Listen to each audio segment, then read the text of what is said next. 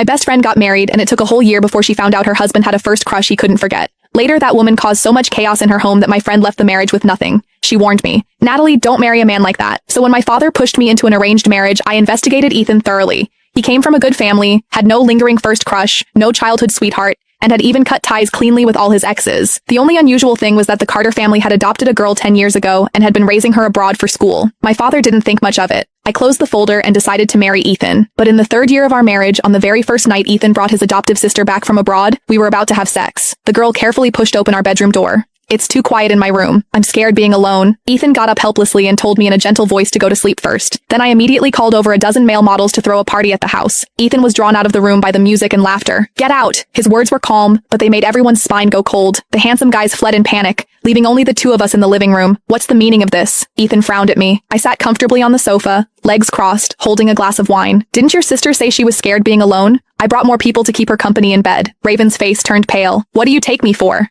I smiled brilliantly, enunciating each word. "A shameless homewrecker who seduces her own brother." Ethan's expression turned cold instantly. "Natalie." Raven's eyes reddened, trembling with anger. "What right do you have to say that about me?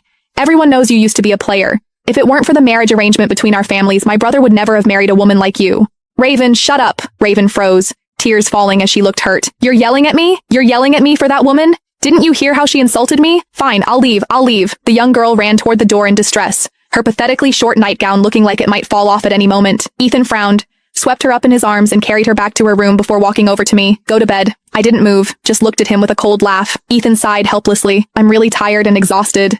Can you please not make a scene? Did you hear what your sister said?" Raven is still young and spoke without thinking. I apologize on her behalf. He forcefully pressed me down on the sofa and kissed me like a punishment, his voice low and husky. "Natalie, do I need to remind you that you're married to me now?" I laughed, but my eyes reddened, and even my voice trembled involuntarily. "But don't you forget, who dragged me out of bars again and again, who shamelessly claimed to be my fiancé, who desperately insisted on marrying me." Ethan pulled me into his arms. "It was me. I had to have you and no one else." I pushed him away coldly and slammed the door shut with a bang. "Ethan, it's either me or her. Make her leave tomorrow." The next morning, Raven was wearing Ethan's shirt, cheerfully greeting me at the dining table. "Hi, good morning." I froze instantly. In our 3 years of marriage, Ethan had never set foot in the kitchen. But there he was, wearing an apron, making soup. "Come try it.